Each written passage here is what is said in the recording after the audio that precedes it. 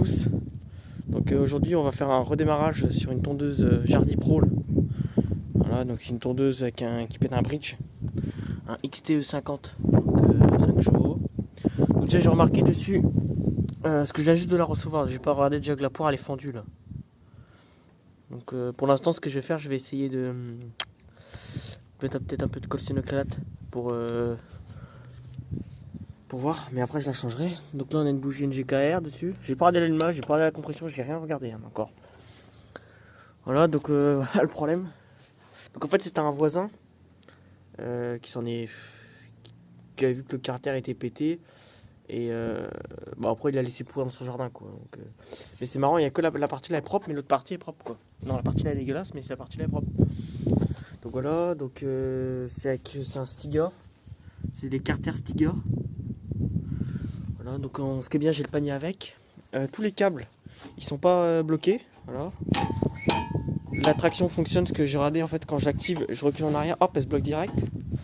Donc ça c'est cool. Donc l'accélérateur qui est ici, on voit que c'est bien rouillé, mais c'est pas grippé quoi. On voit, c'est pas grippé. Alors on voit que je force pas trop, mais voilà. La durite là, elle est complètement morte. Donc je dois peut-être avoir des durites en stock comme ça. C'est de la durite d'autoportée. Complètement morte. Le réservoir j'ai pas radé. Bah là c'est sec. Hein. Là, je peux vous le dire. Il peut y descendre depuis longtemps dedans. Le niveau d'huile par contre j'ai pas regardé. J'imagine. Limite il doit y avoir de l'eau là-dedans. Ouais. C'est pas très beau. Voilà, donc la corde est un peu. La corde est un peu rincée quand même. Peut-être que je mette avec le briquet. Voilà, donc aujourd'hui on va bosser dessus. Je vais démonter le carbu. Réparer la poire, changer peut-être la durite, si la durite n'est pas percée je vais la garder, nettoyer le carter, parce qu'après je pense ici je referai une tôle, je découperai une tôle quoi, je découperai une tôle et je rebricoler ça. Voilà ce qui est bien avec le panier et tout, avec ici pour monter la tondeuse, voilà hop. Donc aussi j'ai acheté ça récemment, il y a 2 jours, donc une style MS 200 de santé quoi, sauf avec la poignée derrière là, contrairement aux 200 qui sont avec la poignée ici. Donc c'est une machine que j'ai achetée 60 €. Elle est très propre, une machine qui a très peu servi, ça appartenait à un particulier, donc très bonne compression, je peux vous le dire. Voilà, ça a très bonne compression. Bouchon quart de tour, en fait c'est la même que la mienne, hein, sauf avec la poignée rallongée. Donc je vais la garder, donc elle démarre au quart de tour. Le problème en fait c'est que le carbe est mort. Voilà. Le carbe est mort parce qu'en fait elle démarre, mais dès qu'on va dans du bois, elle s'étouffe, l'essence n'arrive pas assez vite. Et j'ai mis l'autre carburateur de la 020T, une horloge, donc pas mal de puissance. Donc elle est 2007, 113 dB. Voilà, avec ici le carter qui est vraiment, elle est même en meilleur état que la mienne. J'ai posé le guide dessus, on voit qu'elle a coupé. Hein. Mais franchement, c'est ultra léger, c'est une bonne petite machine ça. Même en dessous elle est propre. Hein. C'est pas pourri. Hein. Et c'est assez recherché, et 60 € je pense que c'est quand même une belle affaire. Hein. Donc un carburateur, j'en ai trouvé un sur Second Spending en neuf, avec le compensateur, pour 70 € extra de port, donc elle va me revenir à 130 boules quoi. Ouais. Même pas. Ouais. Donc après faut voir hein, si ça marche bien. Je pense que celle-ci je vais la garder. Quand je l'ai reçue, la pompe à huile ne marchait pas. Donc ce que j'ai fait, j'ai mis de l'essence là-dedans. Dans le réservoir, j'ai nettoyé ça à fond, je l'ai fait tourner comme ça et c'est débouché. Et aussi regardez parce que des fois la vis des gens ils bidouillent ça et ils te foutent ça au minimum et du coup t'as plus d'huile quoi qui coule. Voilà donc une belle petite machine. Donc là maintenant on va passer sur la Jardy Pro là. On se retrouve tout de suite pour commencer le démontage. Donc là on se retrouve, donc voilà en dessous comment c'est. Donc on voit qu'elle a bien dormi sous l'herbe. On voit que tout est oxydé, la lame est dans un état pitoyable. Alors je sais pas si ça fait mulching ça, je sais pas. On a le boîtier qui ici qui fonctionne bien, donc ça c'est bien. Moi le trou béant, là on peut foutre sa main, tu vois, c'est. Ouais, donc là j'ai tout gratté, toute la terre, toutes les cochonneries, là on va voir après l'étendue des dégâts. Donc on se retrouve après. Donc là on se reprend. J'étais en train de nettoyer le carter là, donc j'ai commencé à nettoyer. Et j'allais la retourner pour nettoyer l'autre côté. Et là qu'est-ce que je vois? Je demande du filtreur pour qu'il soit plein d'huile, et là regarde-moi ça. Alors là, je n'ai jamais vu ça. C'est voilà, hein, c'est là, je sais pas si ça a déjà été nettoyé. Donc l'entretien, voilà. Oh, c'est plein de flotte. Ah ouais, d'accord. Oh, regardez-moi ça. Ah là, le filtre est mort. Ouais. Ouais, allez, on voit de la mayonnaise là. Putain. Là, je peux vous dire que c'est pourri. Hein. Il y a du riz pareil. La durite là, elle est cuite. Hein.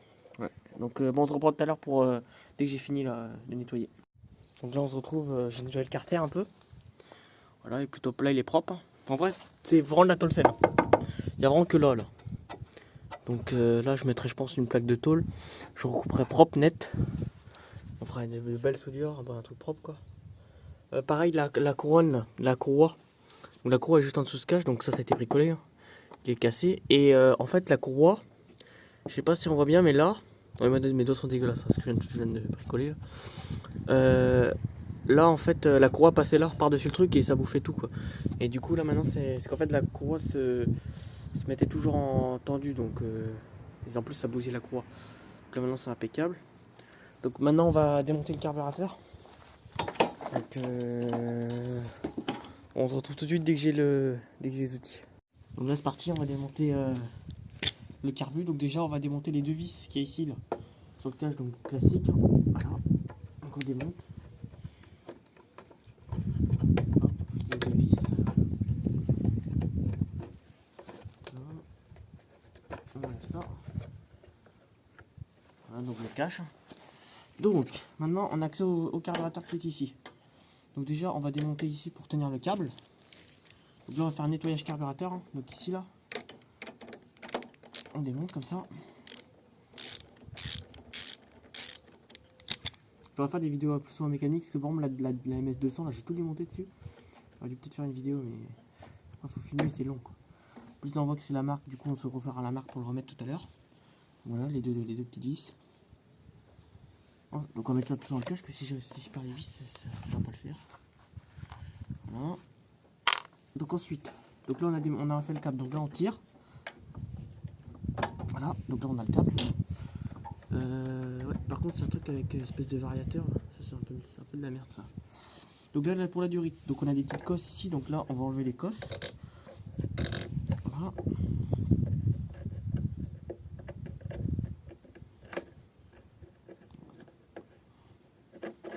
Voilà, on tire. Voilà, donc là on a notre durite qui est complètement morte.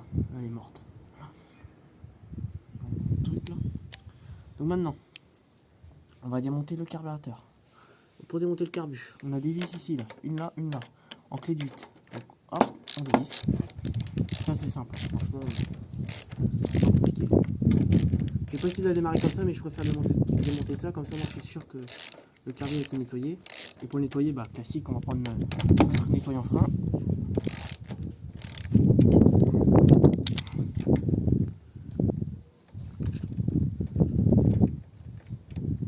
Donc ça c'est les vis pour tenir le support filtre à air, pas le carburateur, les vis sont derrière. Et ça va être accessible. Voilà.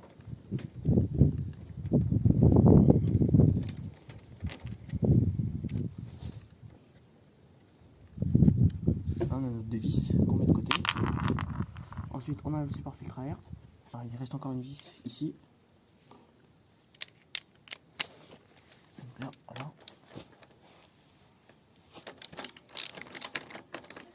Donc ça c'est pour tous les bridges, les quantum quoi.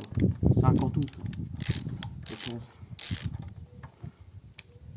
Donc si vous avez des problèmes dessus, le carburateur, bah, comme ça vous verrez comment on démonte.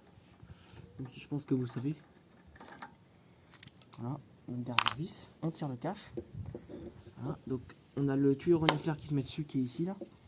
Voilà, donc c'est bien sale. Voilà. Donc on a notre carbu qui est ici avec la cuve. Donc pas un carbu à membrane, un carbu avec une cuve. Donc ensuite, là on a un petit ressort. Alors ça, je sais que c'est de la grosse merde ça. Donc le ressort qui est ici qu'on enlève. C'est le ressort de régulation. En petite clé pour pas l'abîmer. Parce qu'il est tout rouillé avec l'humidité. Voilà, donc on a notre ressort qui est là. On met de côté. Ensuite, pour le carburateur, il nous faut deux clés de 10. C'est 10. On démonte. Voilà, un peu compliqué. Hein. pareil pour l'autre côté.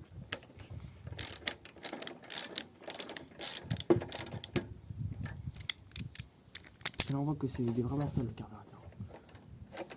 On va faire un bon nettoyage. Et parce qu'avant il fonctionnait, hein. Quand à la mise à l'arrêt il fonctionnait. Là, on visse. Alors là ça résiste un peu.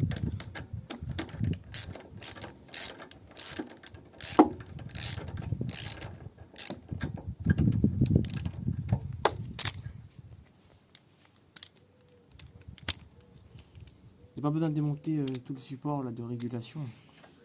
Non, il n'y a pas besoin. Voilà. En 2 minutes c'est fait. Le carburateur est enlevé. Donc ensuite on a les 2 petites vis. Et le régulateur. Voilà. Donc ça c'est notre vis, les vis qui tiennent le carbu ici. On a notre carbu. Avec le papillon. Où ici on vient brancher le régulateur. Ici on a la pipe sur reniflard, le régulateur. Voilà. Donc maintenant on va le nettoyer, donc on se retrouve tout de suite. Donc on va nettoyer le carburateur déjà, donc avec de l'essence. Voilà, on nettoie l'extérieur. Et ensuite pour nettoyer l'intérieur, on prend du nettoyant fin. On voit qu'il est bien sale.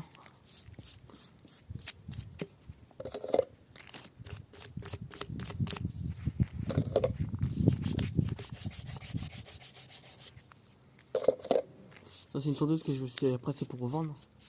Je vais pas la garder. Parce que j'en ai déjà 2 là. J'en ai déjà la petite la case. Je me suis toujours pas servi d'ailleurs. On va que je la teste. Moi je vais pas trop nettoyer le carbu, hein. Je vais passer un coup comme ça pour que ça soit propre. C'est le plus gros. Donc.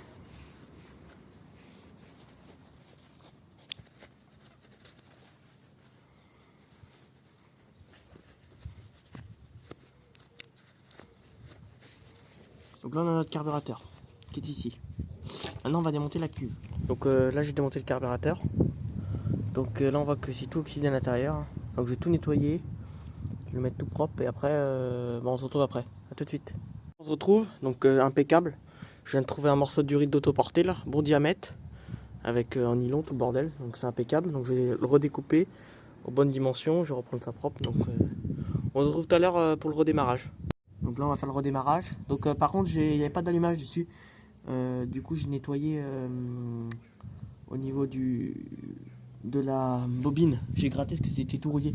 Donc maintenant il y a d'allumage. Donc on va voir si la tondeuse fonctionne. Donc on met on. Il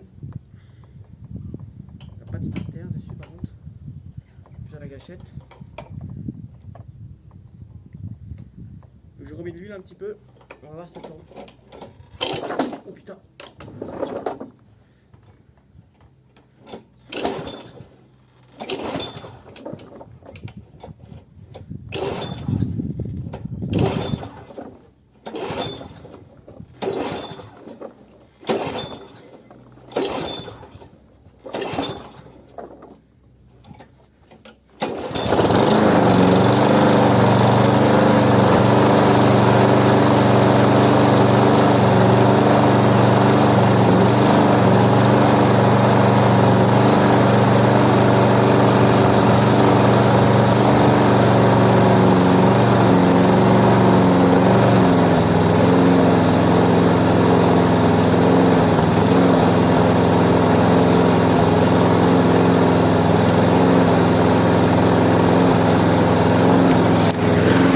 C'est pas beau ça.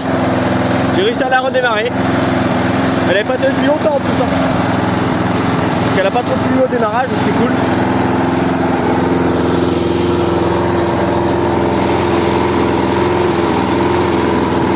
On va l'éteindre. Bah, je suis super content. Hein. Ouais, du coup, bah, maintenant, il faudra que je refasse le carter. Elle fume même pas en plus. Donc la poire, oh c'est un détail ça. Du coup maintenant je l'ai tout nettoyé, donc voilà. Il faudra que j'achète un filtre à air neuf. La durite que j'ai mis, on voit bien là. Voilà. Donc c'est impeccable.